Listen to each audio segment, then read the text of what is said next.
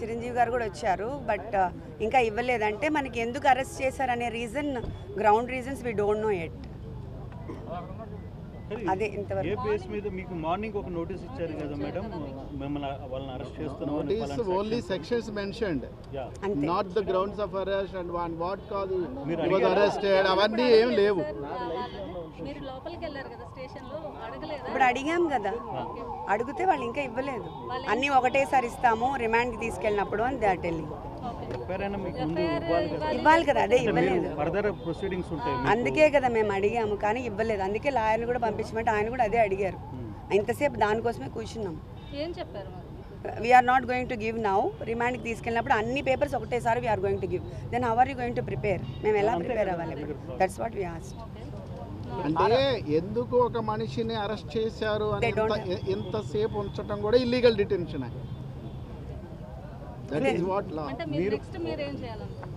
వాళ్ళు ఎఫ్ఐఆర్ ఇస్తేనే కదా మేము ఏమైనా చేయగలం. అంటే గ్రౌండ్ రీజన్స్ ఎందుకు అరెస్ట్ చేశారు అనేది ఇంకా దే ఆర్ నాట్ రివీలింగ్ కదా.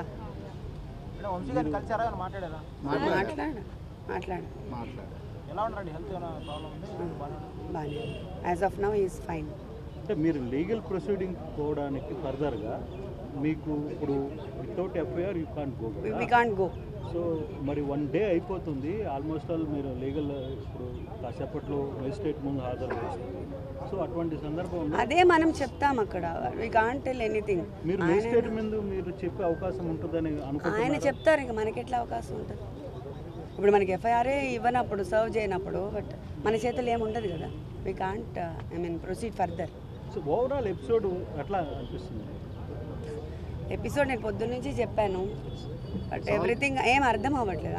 లాస్ట్ 5 yearsలో కూడా పోలీస్ డిపార్ట్మెంటు అన్ని రకాలుగాను కూడా నష్టపోయింది. అంటే వాళ్ళకి minimum finger print authentication system దగ్గర నుంచి సీసీ కెమెరాల మెయింటెనెన్స్ కూడా ఏమీ లేకుండా పోయినాయి.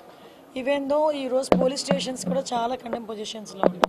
సో వీటన్నిటి మీద కూడా ఒక ఛాలెంజింగ్ పొజిషన్. ఈరోజు బడ్జెట్ అన్నది పోలీస్ డిపార్ట్మెంట్కి పెట్టడం అన్నది వెరీ ఛాలెంజింగ్ పొజిషన్. అయినప్పటికీ కూడా గౌరవ సీఎం గారు ప్రత్యేకంగా పోలీస్ డిపార్ట్మెంట్ మీద దృష్టి పెట్టడమే కాదు, లా అండ్ ఆర్డర్ని కూడా స్టిమ్యులేట్ చేయాలంటే వాళ్ళకి ఇవ్వాల్సిన ఎక్విప్మెంట్ కానీ, వాళ్ళకి ఇవ్వాల్సిన ప్రొవైడ్ చేయాల్సిన అన్ని ఫెసిలిటీస్ ఇవ్వాలి. కాబట్టి ప్రత్యేకంగా సీసీటీవీస్ కెమెరాస్ గురించి కానీ, డ్రోన్స్ గురించి కానీ, అదేవిధంగా ఇప్పుడు మనకి ఈగల్కి సపరేట్గా ఫండ్ అలొకేట్ చేయడం కానీ, సైబర్ క్రైమ్ పోలీస్ స్టేషన్స్ ఏర్పాటు చేయడానికి కానీ, వీటన్నిటికీ కూడా బడ్జెట్లోనే సానుకూలంగా స్పందించాల్సిందిగా మేము కోరుకున్నాం. అదే విషయాన్ని ఈరోజు మేము పర్టికులర్గా ఈరోజు ఫైనాన్స్ మినిస్టర్ గారి దగ్గర కూడా కూర్చున్నాం. నాకు తెలిసి లాస్ట్ 5 yearsలో ఇటువంటి మీటింగ్ జరిగి ఉండదు. ఎందుకంటే డిపార్ట్మెంట్కి ఎలాకేషన్కి ఒక 5% పంపించేసే పరిస్థితులు తప్పించి ఏ రోజు కూడా డిపార్ట్మెంట్స్ దగ్గర నుంచి ముందుగా ప్రపోజల్స్ తెప్పించుకొని అది ఎంతవరకు ఇంప్లిమెంట్ అవుతుంది, ఎంతవరకు మనం చేయగలం అనే ఒక ముందే అవగాహన తెచ్చుకొని ఈరోజు బడ్జెట్ ప్రవేశపెట్టడం అన్నది ఎన్డీఏ గవర్నమెంట్కే చెల్లింది. ఈ విషయంలో బడ్జెట్ కూడా మ్యాక్సిమం ఈరోజు ఆక్టోపస్ దగ్గర నుంచి, గ్రేహౌండ్స్ దగ్గర నుంచి మనం ఏర్పాటు చేసుకోవాలి, గ్రేహౌండ్స్ని మనం నిర్మించుకోవాలి. ఇవన్నీ కూడా న్యూ ఛాలెంజెస్ అన్నీ ఉన్నాయి. ఆ ఛాలెంజెస్ అన్నింటినీ కూడా మనం అందరం కూడా పూర్తి చేయాలనే ఉద్దేశంతోనే ఈరోజు బడ్జెట్ మీటింగ్ కూడా కొనసాగింది. రాబోయే బడ్జెట్లో పోలీస్ డిపార్ట్మెంట్కి మంచి చేకూరుతుందని మాత్రం నేను కోరుకుంటున్నాను. లేదండి, డిఫరెంట్ ప్రపోజల్స్ అన్నీ ఉన్నాయి. ఇంకొన్ని ప్రపోజల్స్ కూడా రావాల్సినవి ఉన్నాయి. సో అన్నీ అయిన తర్వాత మీకు ఒక ఫిగర్ మెన్షన్. ఏం లేదండి, అది యాక్చువల్గా నేను మాట్లాడాను, మంత్రి గారితోనే మాట్లాడాను, డిపార్ట్మెంట్ వాళ్ళతో ఇక్కడ మాట్లాడాను. అది ఈరోజు ఇంకా ట్రేస్ అవుట్ అవుతుంది. బట్ కొంచెం నెగ్లిజెన్సీ కనిపించింది కాబట్టి డెఫినెట్గా అతని మీద చర్యలు తీసుకుంటాం. అంతే కదా, డిపార్ట్మెంట్ కాదు, ఆయన దగ్గర క్యారీ చేసే విషయంలో ఎక్కడో చిన్న అంటే మిస్యూజ్ అని కూడా కాదు, బ్యాడ్ లక్. ఏముంది, చట్టం తన పని తను చేసుకెళ్ళిపోతుంది. ఏదైనా తప్పు చేసిన వాడికి ఏదో టైంలో శిక్ష తప్పదు, వెళ్తుంది. దానికి మనం రకరకాల మనుషులు రకరకాలుగా మాట్లాడుతున్నారు. నిన్న వైఎస్ఆర్సీపీ వాళ్ళందరూ బయటకు వచ్చి డీసీపీ ఆఫీసులో మాకు రిప్రజెంటేషన్ ఇవ్వలేకపోయాము, ఇలాంటి మాటలు మాట్లాడుతూ ఉంటే కర్మ సిద్ధాంతం అన్నది నాకేదో గుర్తొచ్చింది. కొన్ని కర్మ సిద్ధాంతాలు కూడా ఉంటాయి కదా. లాస్ట్ టైం మీకు వాళ్ళకి గుర్తు చేయాలి, మమ్మల్ని కనీసం డీసీపీ ఆఫీస్ గేట్ కూడా ముట్టుకొని ఇచ్చేవారు కాదు. మా పార్టీ ఆఫీస్ నుంచి మేము బయలుదేరితే అక్కడ ముళ్ళ కంచె లాంటి వేసి, ఇనుప కంచెలు వేసేసి, పోలీస్ ప్రొటెక్షన్ పెట్టేసి, మమ్మల్ని లోపలికి కూడా వెళ్ళకుండా కిలోమీటర్ అవతలే మమ్మల్ని ఆపేసే పరిస్థితి. ఈరోజు చాలామంది ఈ 7 నెలల కాలంలో డీసీపీని కలిసిన సందర్భాలు చాలా ఉన్నాయి వైఎస్ఆర్సీపీ వాళ్ళు. ఇదే ఎక్స్ మినిస్టర్ సంబటి రాంబాబు వీళ్ళందరూ కూడా ఈ 7 నెలల్లో 2-3 సార్లు వెళ్ళి డీసీపీని కలిసిన సందర్భం కూడా ఉంది. నిన్న డీసీపీ గారు ఏదో బిజీగా ఉండుంటారు, అక్కడ ఉన్న వాళ్ళకి ఇచ్చి రావాలి. దానికి ఇంత రాద్ధాంతం చేసి మళ్ళీ పైగా డీసీపీ ఆఫీస్ని కూడా అంటే వాళ్ళు బ్యాక్ ఒక్కొక్కసారి వెళ్ళి వాళ్ళ గతం కూడా ఒకసారి గుర్తు తెచ్చుకుంటూ ఉండాలి. దాన్నే కర్మ సిద్ధాంతం అంటారు. అది ఎలా మర్చిపోకూడదు? మనం మర్చిపోయిన కర్మ అన్నది మర్చిపోదు కదా, అదే జరుగుతుంది. అక్రమ అరెస్ట్ వైసీపీ ఎప్పుడు అక్రమ అరెస్ట్ అంటది. మమ్మల్ని చేస్తేనేమో అవి కరెక్ట్ అరెస్టులు, ఇవేమో అక్రమ అరెస్టులు.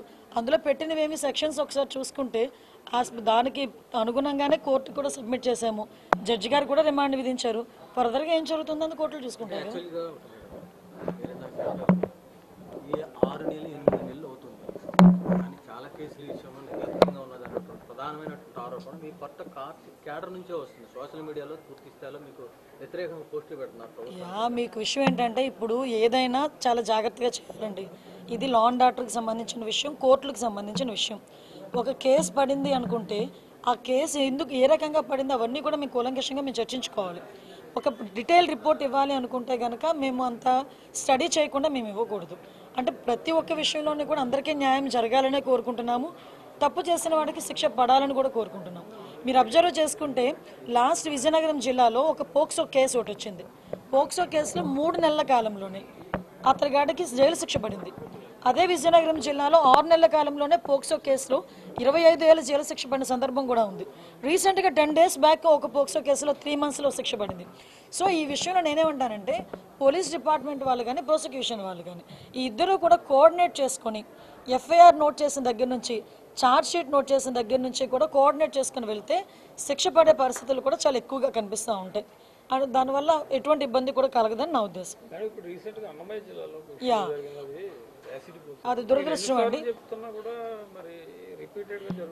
అంటే విషయం ఏంటంటే ఫర్దర్గా మీకు లాస్ట్ 6 monthsలో కూడా చూసుకుంటే యాక్చువల్ క్రైమ్ రేట్ 9% తగ్గింది.